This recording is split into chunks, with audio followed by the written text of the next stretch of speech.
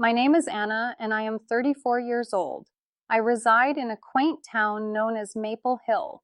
This town is peaceful, inhabited by friendly individuals, adorned with large trees, and characterized by small houses.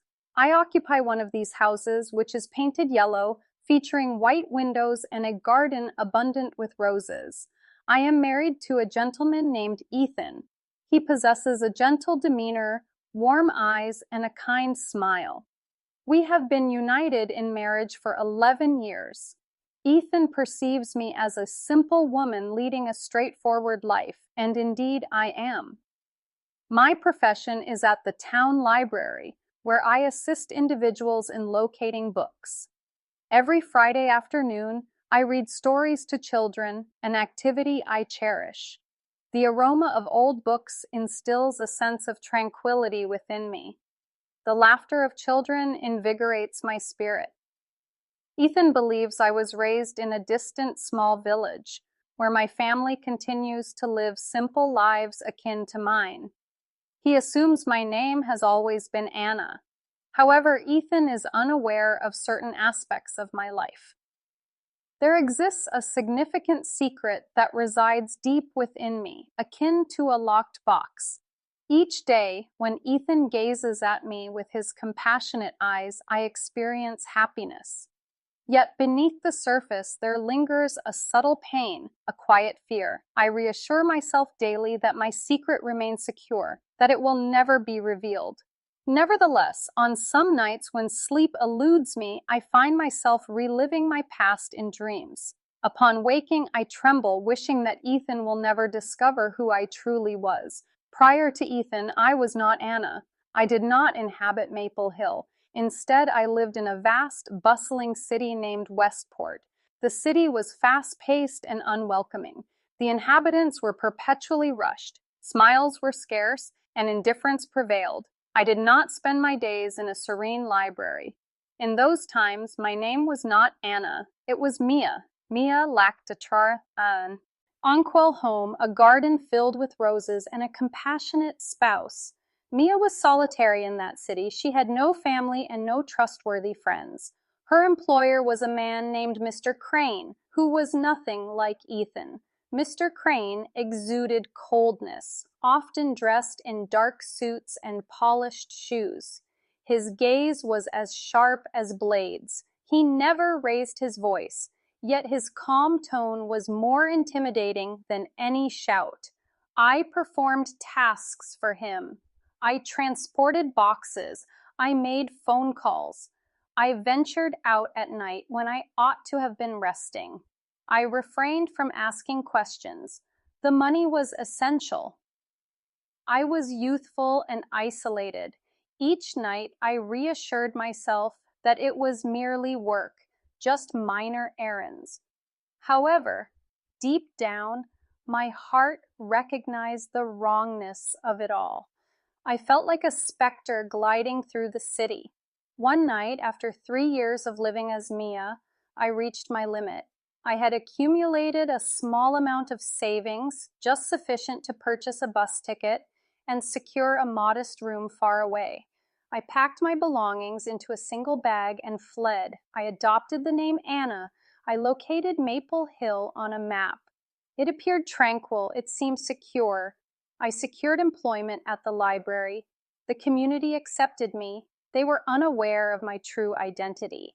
Then I encountered Ethan. He was repairing a damaged fence outside the library. He possessed skillful hands. He crafted items from reclaimed wood, such as a birdhouse and a new bench for the park. He greeted me with a smile. His smile radiated warmth, akin to sunlight. I felt a sense of safety. Our love blossomed gradually. He inquired about my family. I recounted tales that were fabricated. I invented a quaint farm, kind-hearted parents, and an older brother residing overseas. He accepted my stories. Why wouldn't he? I appeared sincere. I yearned to embody that genuine individual so desperately, and for many years I did, yet the past does not remain concealed indefinitely. One evening, while I was returning books to their places on the shelf, my phone rang. I recognized the number. It was blocked. I typically ignored blocked calls, but that day I answered.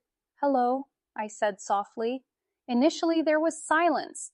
Then I heard a voice I believed I would never hear again, a chilling, smooth voice that sent chills down my spine. "Hello, Mia." I was paralyzed. No one in Maple Hill was aware of that name. I clutched the phone so tightly that my hand ached. "Who is this?" I whispered, even though I already knew. "Do you recognize who this is?" the voice inquired. "It is Mr. Crane." My heart froze. I could hear my own breath. "How did you locate me?" I questioned. He chuckled, but it was not a friendly laugh. It was sharp, akin to shattered glass. "It is inconsequential. What is significant is that you owe me a favor." "I owe you nothing," I retorted. I glanced around. The library was deserted. The windows were shrouded in darkness. I felt isolated once more. "Oh, but you do," Mr. Crane replied. "One final task, Mia, or should I refer to you as Anna? A lovely name, a charming town, a wonderful husband. Is he aware of my existence? Of yours?" My chest ached. My legs felt unsteady. "Please leave me be," I implored. "One task, Mia, just one small task, or your dear Ethan will discover everything about little Mia from the city." He ended the call. I remained in the silent library, trembling. I felt nauseous. I was ensnared. During dinner that evening, Ethan spoke of constructing a new bookshelf for the library. I nodded and smiled, yet internally I was screaming. I yearned to confide in him, but the words were lodged in my throat. I was terrified of losing him. The following morning, I packed a small bag. I informed Ethan that I needed to visit my mother in a village 2 towns away. He accepted my explanation. He kissed my forehead and advised me to take care. I felt like a criminal in my own home. I boarded the train to Westford, a city smaller than Westport, yet bustling enough to provide cover. I encountered a man near the train station. He handed me a small package. "Deliver this to a hotel," he instructed. "Room 207. Knock 3 times, leave the box, walk away." It appeared straightforward, yet internally I was in turmoil. I experienced Mia's fear once more. I felt as though I was suffocating in my former life. I clutched the package all the way to the hotel. My hands trembled. When I stood before room 207, I found myself unable to knock. I envisioned Ethan's face in my mind, his warm eyes, his trust. I was unable to accomplish it. If I were to give them this box, they would possess me indefinitely. The next time, they would demand more and more. Therefore, I fled. I found myself in a small coffee shop and called Ethan. My hands trembled so violently that I nearly dropped my phone. He picked up on the first ring. "Anna, are you all right?" His voice radiated warmth. I broke down in tears. "Ethan, I deceived you," I confessed. "My name is not Anna. It is Mia. I have done terrible things." I escaped. "I am deeply sorry." He did not terminate the call. He did not raise his voice. He simply asked, "Where are you?" An hour later, he arrived. He entered the cafe and regarded me as if I were not shattered, as if I were still myself. He took a seat, grasped my hands, and said, "Share everything with me." So I did. I recounted the story of Mr. Ukraine, the packages, Mia, and my fears. Once I finished, I looked at him, bracing myself for him to rise and depart, but he remained seated. He tightened his grip on my hand.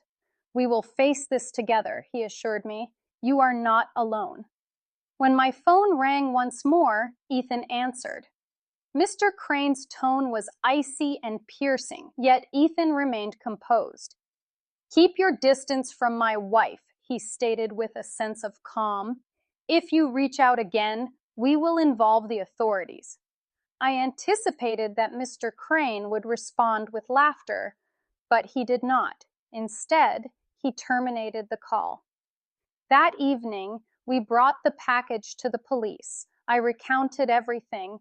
Tears streamed down my face. I experienced a sense of shame, yet simultaneously, I felt liberated. We returned home together, sitting in our garden beneath the stars. Ethan grasped my hand. "No more deceit," he declared. No more deceit, I vowed. The following week, I confided in the head librarian about my true identity and my narrative. I was filled with trepidation at the thought of being dismissed, but she merely smiled warmly and remarked, "You are a good person now, Anna or Mia, or whichever name you choose. You have a place here." Life is not without its flaws. At times, I still experience fear, but I am no longer solitary. The burden of a heavy secret no longer weighs on me. Ethan is aware of my entire being and continues to love me. My name is Anna. I was once known as Mia. My history is a shadowy path behind me, yet my present is filled with light, love, and honesty. I am liberated. I am cherished.